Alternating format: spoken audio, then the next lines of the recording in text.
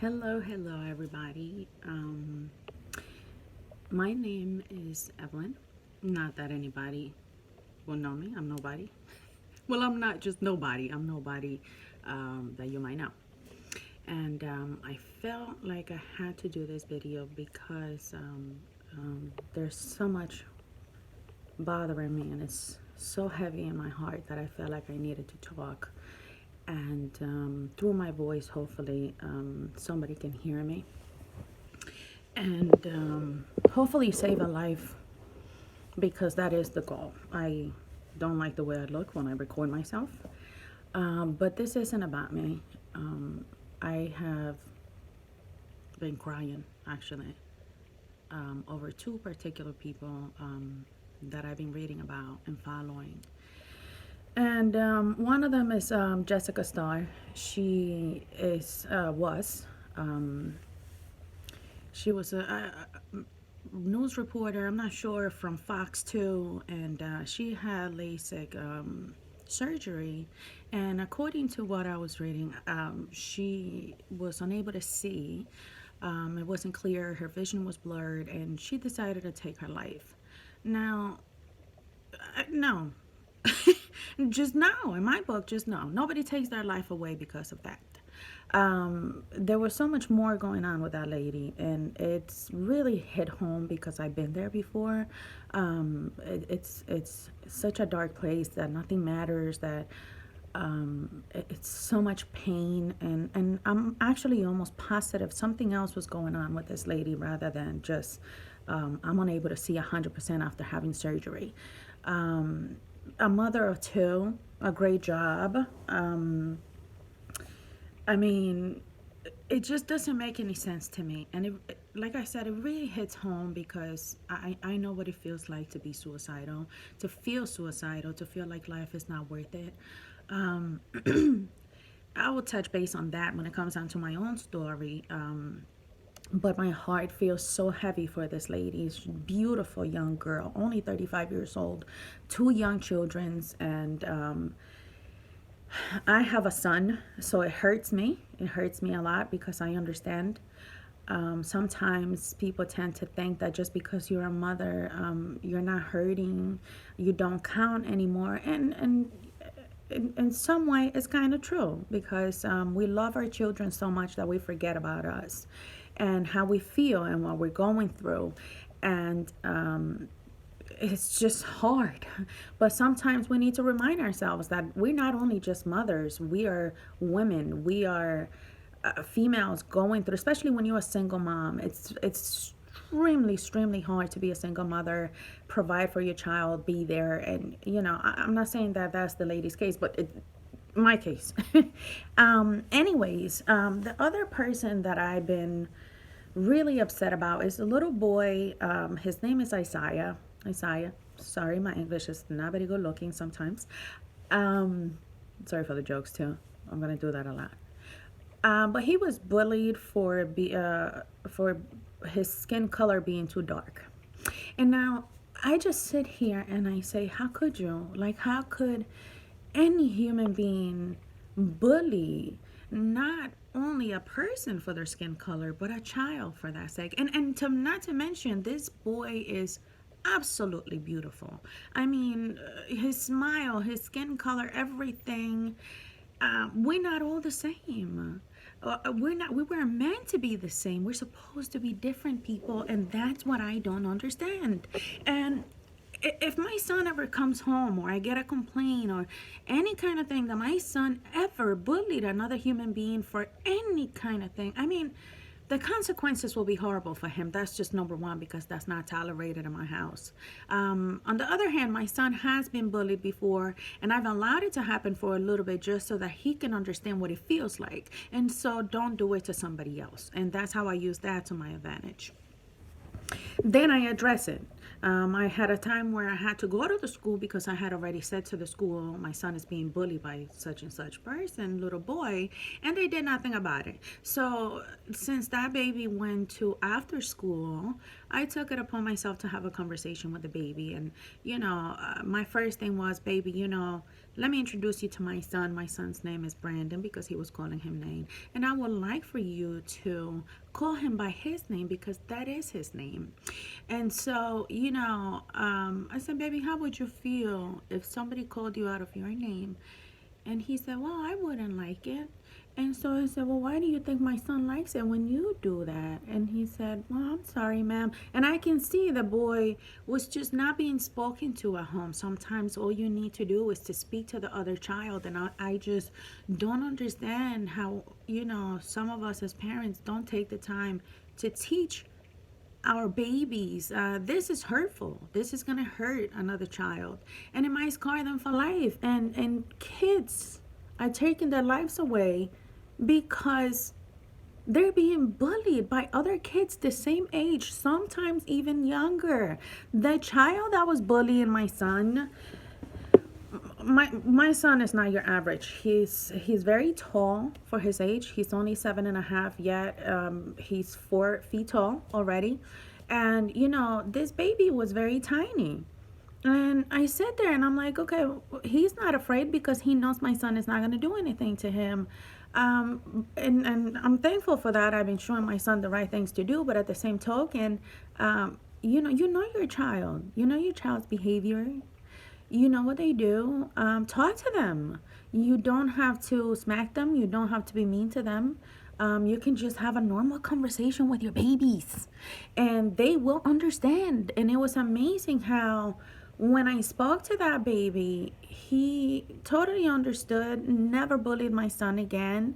My baby, of course, I thank you, mommy, for doing that for me. And I explained to my son, baby, these kids that are bullying other kids are hurting inside, whether it's because they're going through something at home or because something is lacking, and you bully another person because you're hurting. And I explained that to my baby. So what he does is, when he get bullied nowadays, he reminds himself what mommy has shown him.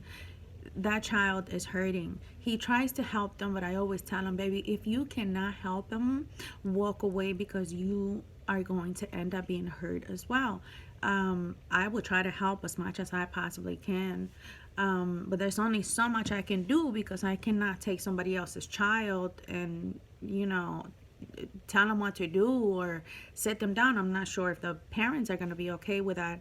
I wish I could help in that way though, because I'm really passionate about that. Either way, this video is more about, people that want to take their life away.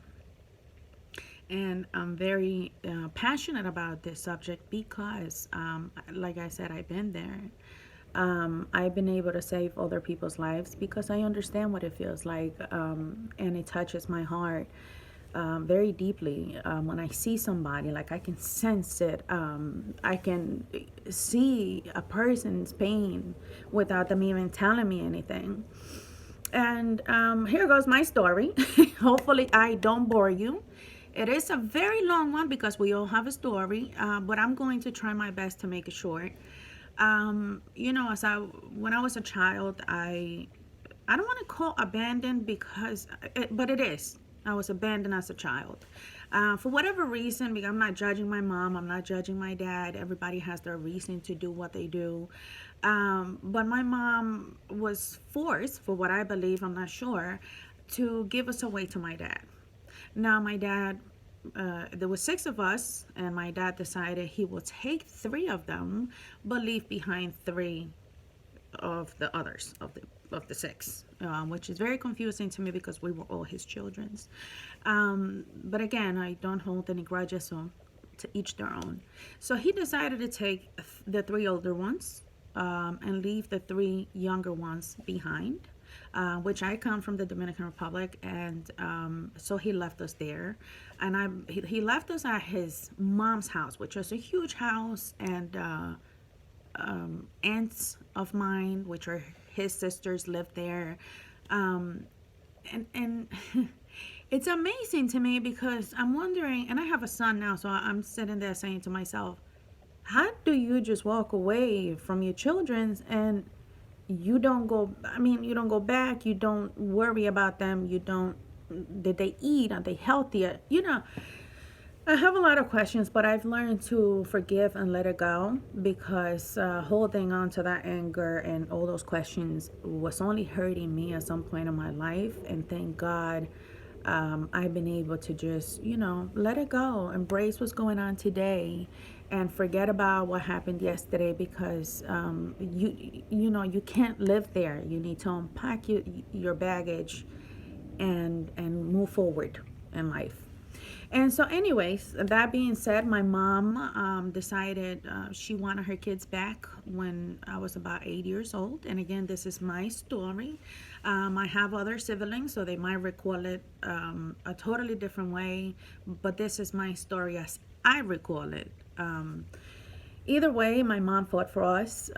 So we ended up with my mom, I believe, when I was about 8 and a half. Um, and it was kind of difficult because my mom, we were with my mom, my sisters and I, three of us, the three youngest one. We were with her for probably 2, 3 months before my mom got her resident card and moved to New York.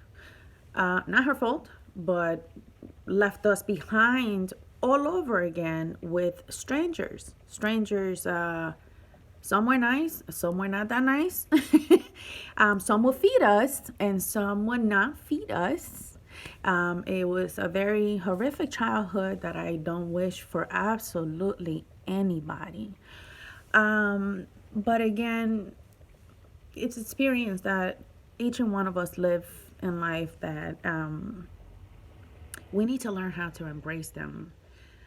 So then at some point, my mom brought us to New York when I was 14 years old. So for the first time in my life, I was actually living with my mother. My mother at the time wasn't a very emotional, stable person, if you may say. Um, so she was very abusive. She was very verbally abusive, physically. So it was terrible just because, okay, so we went through so much that I'm not going to go into detail at this point because it will take me a full day and a month. Um, a full day and a month. What did I just say? Anyways, you know, it was very hard because I was expecting something different. I wanted my mom, I wanted her love, I wanted, it was almost like, okay, for when we got here, it was almost like, okay, the dream finally came true. I'm gonna have a mom, and this is great. And it was great for like probably a month. A month and a half, maybe, if so. And then the abuse began. We were to do a lot of chores. We were literally her maid at her house, which I don't complain because I learned how to take care of a household from that. And of course, coming from the Dominican Republic, you learn that at a very early age anyway, so it doesn't really matter, but it was just a lot. And the hitting, the hitting was hard, very hard. The woman can hit like nobody I know. Anyways, again, things that I've let go of because you cannot live there. It happened already. Let it go. Anyways, moving forward, let me tell you this much. When I was 14, 15, this is where my suicidal came from. And of course, it comes a lot from everything that happened before because even though we forgive, our brain don't forget. And it keeps there, it stays there. So I had one of my sisters, as you know, when we go through things in life, we all handle and take things very differently. And so we have all, deal with life very differently. And one of my sisters would bully me a lot since I remember. I mean, I was called very ugly. I'm a little bit darker than all my sisters and brothers. My hair is curly. I've done too much to it, so it's not curly right now. But my hair was very curly. And I mean, when I tell you massive, huge, it was huge. And so, she'll always bully me because I was different. I was very different. I did things very differently. Even now that we're older, my sister would still call me grandma. You're an old lady. And I learned not to pay attention to that, but it took me a long time. It took me a very long time. And because I don't do things their way, and that's okay. I don't have to be like you. And you don't have to be like anybody else. Be yourself. It's okay. Anyways, you know, I wouldn't look at myself in the mirror. I I mean, I got ready. I didn't care for what I looked like because inside I felt very ugly. And I don't think she knew what she was doing to me, hurting me so much since we were kids. And when I was 15, probably 15 and a half, I went into my mom's closet and I said, That's it. I don't want this life anymore." And I'm going to tell you the reason why. It's because, so finally, according to what I thought in my head, life was going to be good. Now I'm living with my mom. We're in a totally different, not state, country, which wasn't really ideal at the time, but thank God she brought us here. And, it was, I was going to receive love for the first time in my life at 14. And instead of that, I'm still getting very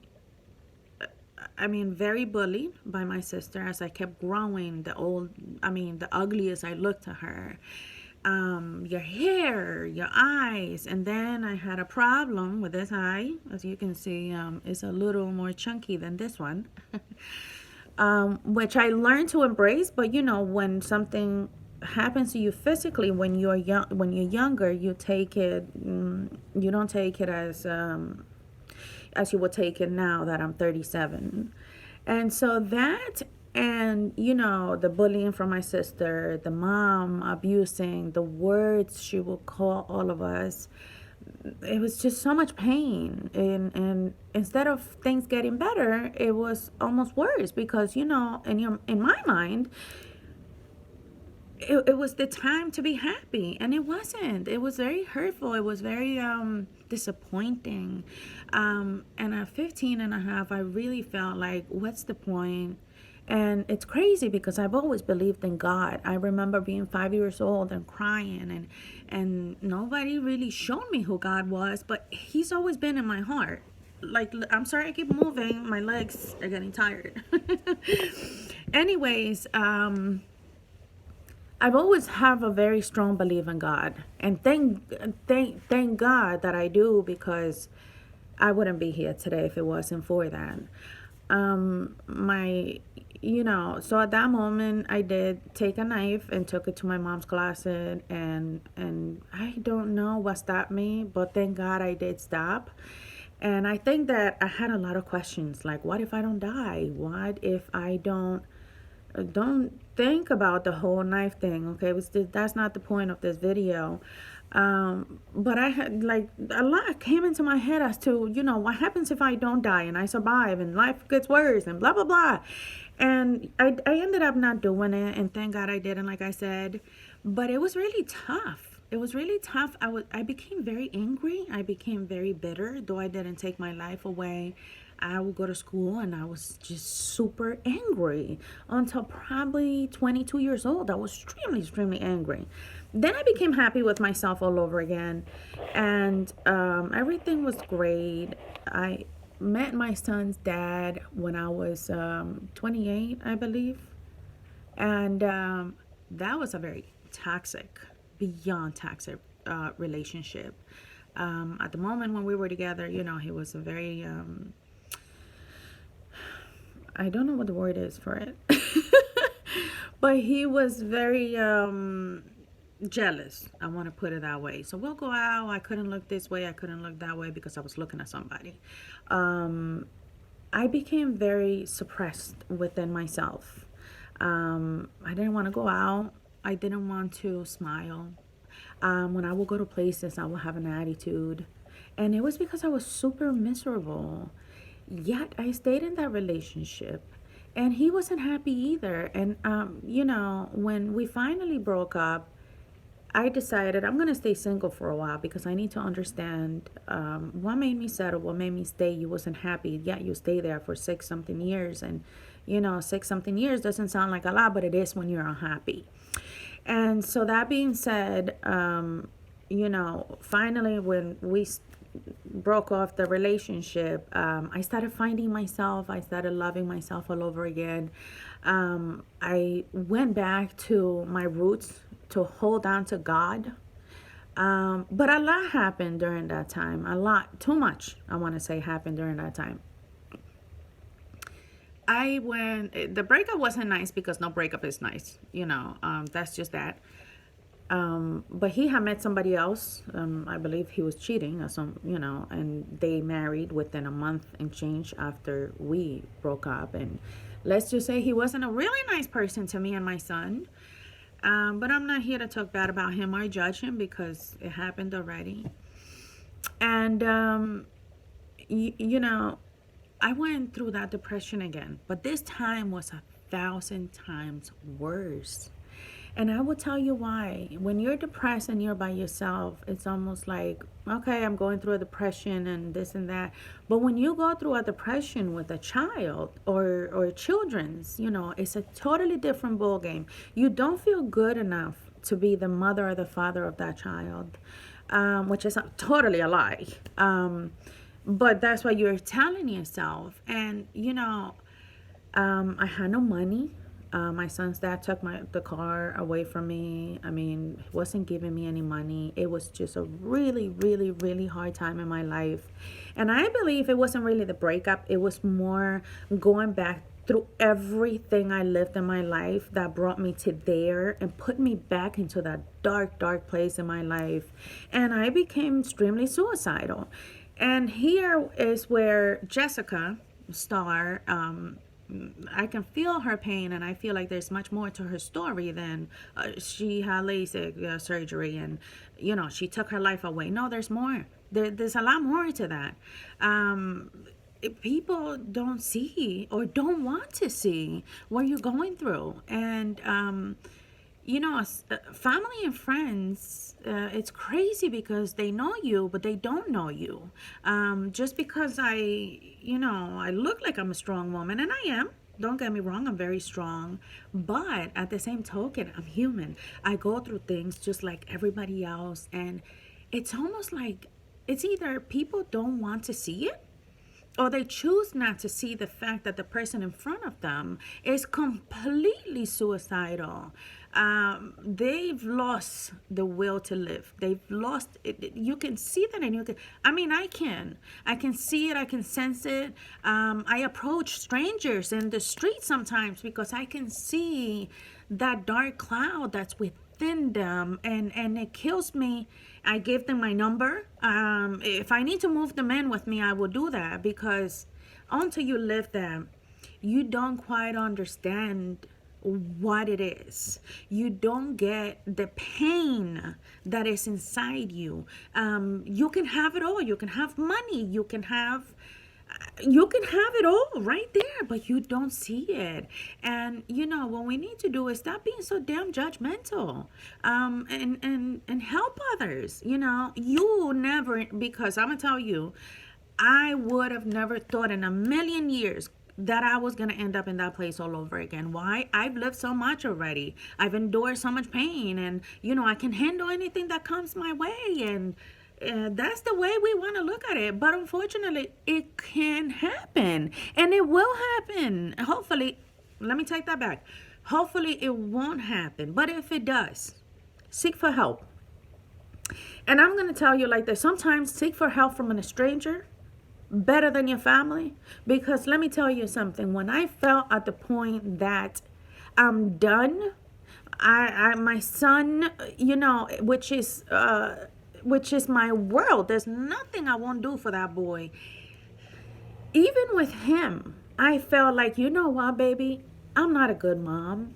I'm not doing enough for you. I have nothing to offer you because I have nothing to offer me at all. And the best thing I can do for you is remove myself from your life. That is a lie that we're telling ourselves, okay? Nobody and nobody in this world will love my son and will take care of my son and cater to my son more than I will. That is never, and I know his dad loves him, and and a lot of people love him because he's very kind, very sweet. But, as his mom, there's no one in this world that's going to take care of my baby better than I can. And he reminds me very often that I'm the best mom that he has, that if there was a million women he can pick to be a mom, he will always pick me. And of course, I feel proud because I feel like I'm doing the best I can, which I do. But let me tell you this. When I felt like that's it, I'm done, I'm quitting life, I've had enough. I remember calling my two of my sisters because at the time I was in New York. I now live in North Carolina, but I was living in New York, and I recall calling them and telling them I'm suicidal. I have no will to live. I I don't see the point of this, and they laughed. They laughed about it, um,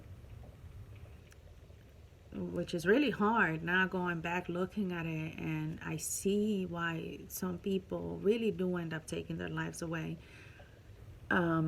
They laughed because in their mind I was suicidal because a breakup with a man, and that was so far from the truth. That breakup ended up being one of my biggest blessings. It was more the past. My mom left me, my dad left me. Everybody leaves, everybody hurts. This man just hurt me, and not only did he hurt me emotionally, he hurt me in every possible way. He was out there talking about me, and it was just a lot to take in. Financially, I wasn't stable, so I felt like I couldn't provide for my son, and that hurts. All of that hurts. And first of all, I'm going to tell you, I give myself credit because when I feel a certain kind of way, I look for help. Whether I go on the internet, I talk to people, go to church and talk to people. I look for help. So, the second I feel any kind of way, I'm going to go ahead and open my mouth, because if people don't know what I'm going through, then how can they help me? And the same way I approach other people that I don't know at all, God did send a few angels into my life. I had the church that used to come into my house. They used to pray for me and my son and my household, that everything would be okay, which I love them and appreciate them for that. On the other hand, I'm not saying my sisters should have stopped living their lives to come and save me. But what it bugs my mind is, you would have came to my burial and cried for me if I would have taken my life away. So why not take an hour out of a month and come to me and check on me and make sure that I'm okay? Again, I'm not judging them because I'm not God to judge them. And again, it's my version. That's how I felt. So, if my sisters ever see this video, I'm not attacking them because, it is what it is. In the long run, I learned to appreciate the fact that they weren't there. I did. And I'm going to tell you why. Was it right? No. That would never be okay. Because if they came to me and told me that, of course they would turn around and say, well, I would never do that, but never is a big word, and you don't know about tomorrow. But if they ever came to me and told me something like that, I'll be very concerned, and I would be more than willing to help them any possible way. I mean, they can come into my house, move into my house with me. I leave work, come home from lunch. I would do anything it takes, but to each their own, right? The best thing that I got from them not coming and them leaving me, period, alone, because you have friends, you have family member, you have it all, until you're going through a dark time in your life. Remember that. At that point, all will leave you. And I'm not kidding when I tell you this. all will leave you. You will be by your damn self somewhere in a corner in your house. And believe me, that phone is not going to ring. At the very least, not to help you. Okay? And that's okay. And I'm going to tell you why. God is looking for something from you. God wants you to go to Him. Because you know what? My sisters could have came to my house and made me feel better for a half hour. They could have made me feel better for an hour. But God will make me feel better for the rest of my life. And I understand now they didn't come because God wanted me to come to Him so He can heal me from inside out. I wasn't smiling. I wasn't laughing. I wasn't playing music. Some might say that's not true. Again, I'm the old lady of the family, but I think I'm funny. And I think I like to have a good time, but on my own, my own way, because again, we're not all the same. Either way, I got closer to God.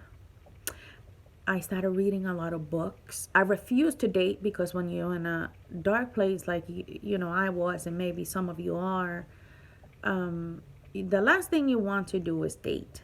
You need to get to know you. You need to value yourself all over again. You need to come to a conclusion that, if you don't love yourself, nobody is going to do it for you. And so take the time and see what God is trying to teach you. That's number one, because He is trying to teach you something. Read a lot. Visit God's house. You're never going to receive more love in your life from nobody more than going to church on Sunday. And you don't have to do it every Sunday, because I don't either. I praise my Lord from home. I praise my Lord in my car. I praise Lord anywhere that I'm at. We're having a conversation. He is listening to you. He hears you. If you ask Him for something, give it time. Because I'm not going to tell you I woke up after I prayed to God and I was healed and I was better. No, that's a lie. I will be lying to you. It took me a whole year to repair myself from within, to come back to myself and say, okay, I'm strong again. I know what I want now. I know what I don't want to put up with now. It took me a whole year. But it was a well worth it year. And again, I saw a lot of God's hand in that whole year. Many people that I didn't know, people, from the street will have conversations with me. And this is why I do it, because they don't know what they were doing when I was going through those hard times. By talking to me, God loves you. And strangers telling me something like that, who am I? My legs, again, they're completely numb, so I'm gonna move it. Anyways, so here's what I want to say. If you are going through a really hard time at this moment, take your time, pray, put it in God's hands. Talk to Him every day, day and night. I remember having nights where I won't sleep. I would kneel down to God at all time and just have conversations with Him. Lord, this is much more than I can handle. Lord, talk to me. Show me what you want from me. Show me the direction you want me to take. Show me your purpose. Talk to me. And many times He did talk to me, and I love God, and I will always talk about God and praise God for everything in my life. Because I'm going to tell you, I would have never been here today if it wasn't for Him and the faith that I do have for Him. I have a quote, and it's not my quote, obviously, but that always says, lose it all, but never lose your faith or lose God. And that has helped me so much, because I have lost it all. All have abandoned me, but I've never lost my faith, not once. And I'm going to tell you, there was time I didn't have money to buy my son dinner, and I would kneel to God, and I wasn't mad at Him. I just kept telling Him, Lord, what do you want from me? I'm a good person. I work hard. And yet, here I am with my baby. At the time, he was 4 years old. And I don't have enough to give him. I don't have money to make dinner tonight. And, you know, he will provide. There was always a time that he provided. And I love him for that because it comes out of nowhere. His help comes out of literally nowhere, and you're like, wow, how? How did this happen? And he will amaze you in that kind of way. It's very sad that we have a lot of family, that we have a lot of friends, and that, when we're going through hard times, they're not there. It is very sad. But you learn who your true friends are. You learn who to be there for. You know, you learn so much from the experience. So now let me tell you this, and I'll finish because I think I'm taking forever telling this story. About 2 years ago, I decided to move down to North Carolina, and I'm going to tell you why, and a lot of you are going to understand. Living in New York is extremely expensive, especially for a single mother. It's just a lot. And so I decided to move down here, and one of the biggest reasons was because my younger sister lived down here. And by no means I'm talking bad about her, because again, it's just my experience, how I lived it on my own way. The deal was I'll stay at her house for 6 months, and while I look for work, get myself stable, etc. Put my son into school. A week and a half later, her husband decided, again, no shade, because God worked it God worked it out perfectly. But he decided that he didn't know how to live with other people, and he didn't know how to be around kids. And so he told me, he verbalized that to me, that, my son Brandon, I guess he was always getting nervous if he was going to fall, or if he, stuff like that. So they needed me to move out. So here I am in North Carolina with no money. I probably have pennies in my bag. I don't know where I'm at. Literally, I have no idea where I'm at. And I said okay to him. I said, okay, I'll find somewhere else to live. And of course, I didn't sleep that night. My son was sleeping in the bed, and I kneeled down again to pray to God. And what do I do? My question to him, when I'm always in a really hard spot in life, is, what do you want me to do, Lord? I'm here now, so you have a purpose for me. And but this is what I mean by, people take their lives. And of course, I didn't feel like that at the moment, but when you feel abandoned by everyone, and you feel like you can count on no one, it's just very hard. Okay, so I recall not sleeping all night and talking to God the whole night, and asking him, Lord, do I stay or do I go? Which one do you want me to do? Like, do I get in my car and drive back to New York? I have nothing to lose because I've left it all in New York. And I didn't have a bed. I didn't have anything. I had my son's clothes and mine that we came to North Carolina with. And so again, I have nothing to lose. So I can either stay in North Carolina, or I can go back home and start all over. Either way I go, I have to start over. And my Lord spoke to me, and he told me stay.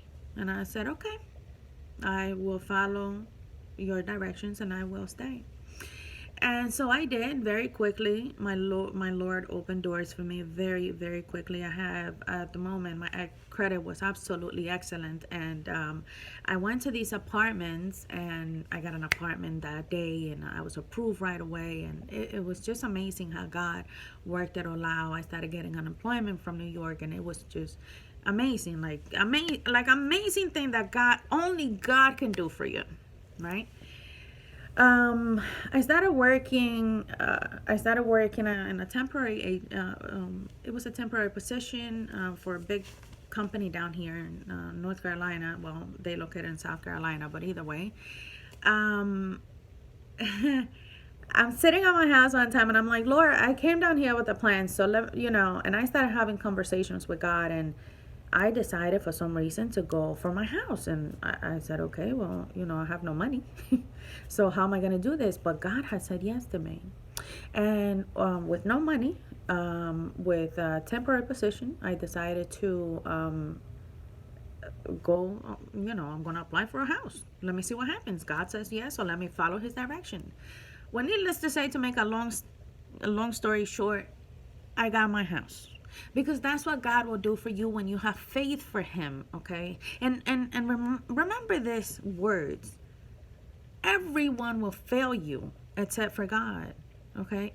He won't fail you. He won't leave you. He said, I won't abandon you. I won't leave you nor forsake you. And remember those words. He will not leave you nor forsake you. People will leave you and forsake you, but God never will. So right now, I'm in my room, in my beautiful home. I've been here now for almost 2 years in my house right now. It is gorgeous. It is much more than I wanted God to give me, but that's how he works. I lost my job a few months ago.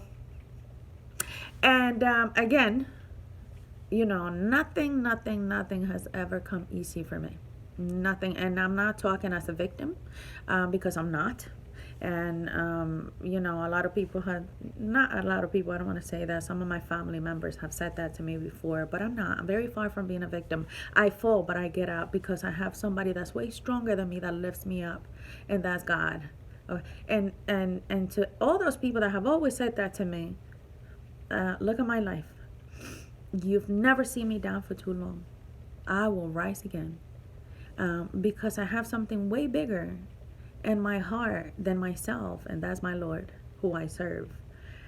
Anyway, so I lost my job a few months, very long, very long video. I'm almost done. I lost my job a few months ago. It has been very hard.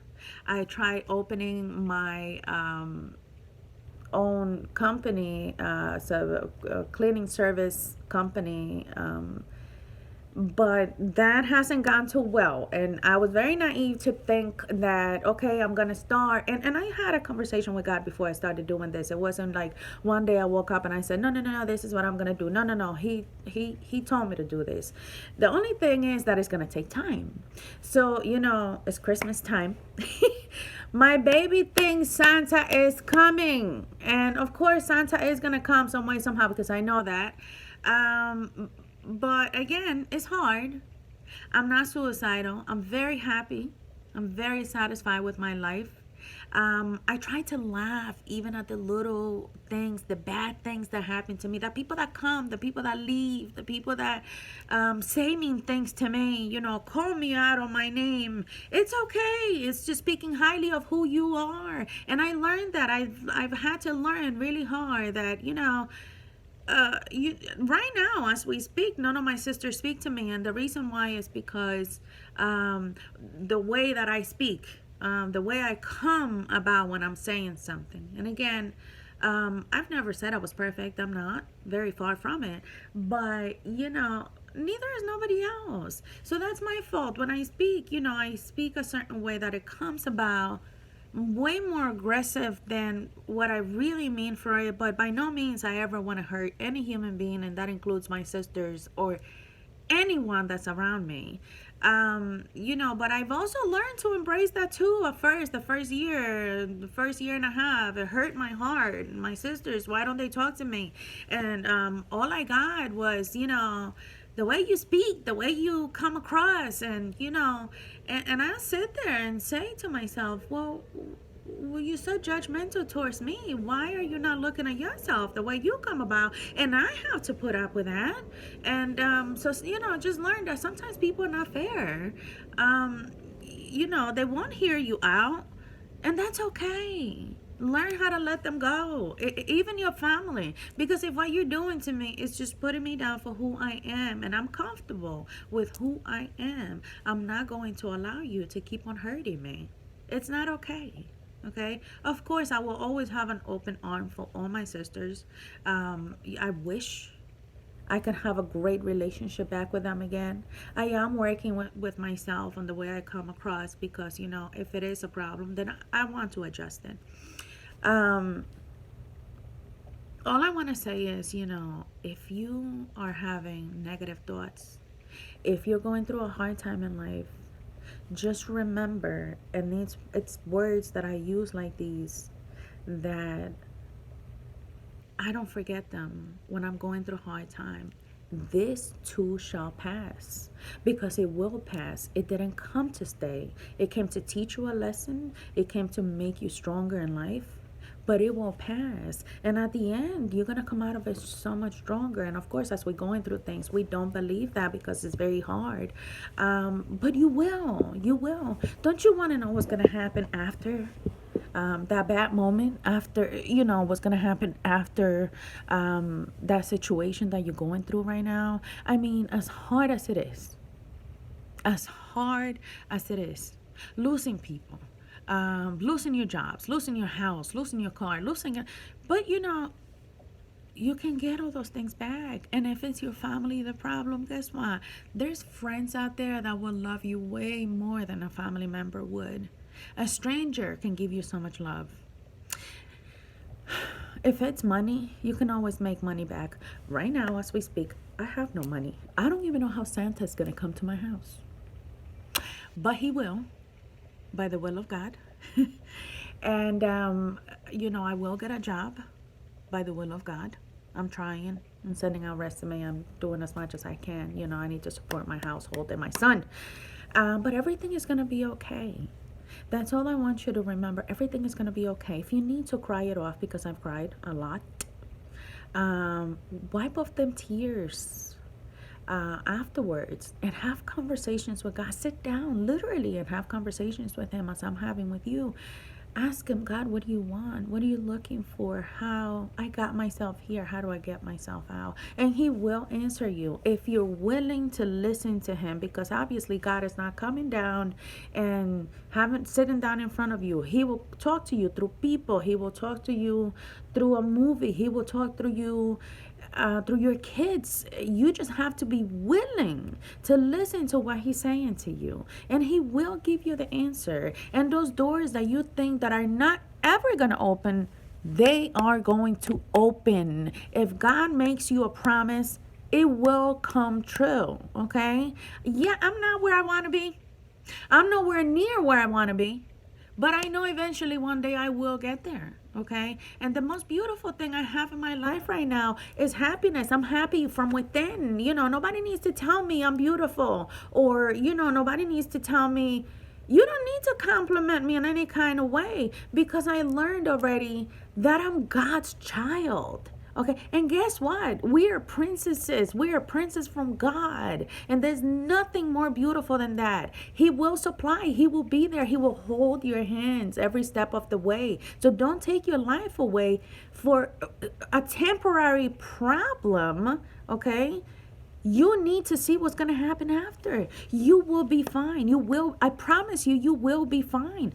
Look at me. I'm broke. I'm broke. I have no job. I have no, but I'm smiling. I'm smiling and praising God because my sisters are not talking to me. I'm in a state where I know nothing about. I have no contact here, which is why my business is not growing. I don't know anybody. But find peace within yourself. Find yourself. Find God. Find him in there. He's in there. Find the strength that you need to say, yes, I have another day. I wake up every day to say, thank you, Lord, for waking me up today. Thank you for me breathing. There's so many people in a hospital right now just hoping to have that opportunity that we take for granted. Okay? And when we think the situation is bad, it's not bad. Look around. There's other people that have it so much worse than we do. Okay? That was not even a 1% of my story. If I told you the whole story, I tell you, we won't have time. But, You survive. All those things make those things make you strong, make you, a soldier, okay? Because life is not easy, and it's not easy for me, it's not easy for nobody. But keep going, keep pushing, keep learning, read, help someone. Help someone. When you start helping other people, it makes you feel so good inside that it makes you feel like there's a reason for you living, and that's a beautiful thing. And this is something I grasped from Ellen DeGeneres, which is my idol. I wish to meet her one day and kiss her and hug her. I wouldn't know what to do. She always ends her show with be kind to one another. And literally be kind to one another. If you see somebody hurting out there, say a kind word. It will help. It will make them feel better that day. The other person I look up to, which literally saved my life at some point, was T.D. Jakes. Bishop T.D. Jakes. My God, that man can preach a word. T.D. Jakes literally saved my life at that moment. I will wake up, I will go to sleep, I will work with him on my earpiece every day, every day, every day, every day, because I felt like he was talking to me. Mr. Les Brown, which is a motivational speaker. Les Brown, his story is amazing. I listen to him daily. It motivates me. So look for things, help yourself and help others, and you will be all right. And I will be all right. My son is gonna be all right, God willing. We all gonna be all right. Just hold on there. Don't take your life away. Don't end it. It's not worth it. There's strangers out here that love you. You don't take anything away from what God has put on earth. You have a reason to live. There's a purpose for you. Live it, breathe it, enjoy it. Even the bad moments, embrace them, learn from them, and love yourself, because it's true when they say, if you don't love yourself, how can somebody else love you? So if you're having a problem loving yourself, like I did at some point, I have wrinkles. I'm not a makeup artist, so I don't do that great. But I love myself without the makeup. I love myself who I am as an individual, as a person, spiritually, emotionally. Because if God gave me a talent and I can help, just yesterday I helped a little boy, and I had a very long conversation with him because he was getting himself in a lot of trouble. And the fact that I can talk to that young boy and say, ma'am, you have no idea what you just did for me. I will change my life. That is a blessing. That is a blessing. So if I had to go through all of that to save one person, I'm okay with that. I'm okay with, because you know what, maybe, and you never know where life is going to take you, and God willing, that won't happen. But what if that was my son and somebody saved his life? God, I wouldn't know how to repay them. Don't end your life. Embrace the moment and don't unpack and live there and get out. And there's so much more to live for. You have no idea. This is my message. I have so much more to talk about, but unfortunately, this is very long. I was going to do 10 minutes, and it's 52 minutes right now. I hope I was willing to help someone. Again, I'm nobody. Nobody knows me. But I hope that somebody can see this, that I can touch you in some kind of way. And if you're thinking about taking your life away, don't. Talk to God about it. Let him know how you feel. Let him know that, Lord, this is too much for me to handle at this point in my life. Help me. And he will help you, and he will be right there with you. He will hug you. He will give you his hands. He will walk with you and take you out that dark place. Believe me. So that was my message. I'm a little bit of a goofball. Of course, I wasn't playing too much today. But, and I look retarded. Look at my hair. But literally, I hope I can help somebody. Eventually, one day, I want a nonprofit organization for children and single mothers and men that are struggling, emotionally, because we worry so much about financially and forget about the emotion part, which is the most important one. If you're not well internally, you cannot do well externally. So God bless you. I will post this video on YouTube. If you want to talk to me, if you feel like you have any thoughts and you need to talk to somebody. I don't care who you are. I don't care about your age, your gender, your race. I don't care. Reach out to me. Send me a message, and I will talk to you from the bottom of my heart. Because when I was like that, I wish somebody would have taken the time to talk to me, and I'll be there for you. So God bless you. Have a good day. And thank you for listening to my story, which is pretty much my story. And I'm sorry if I offend anyone by anything I had to say, but this is my story as I recall it. So thank you. I love you. God loves you. And hold on tight.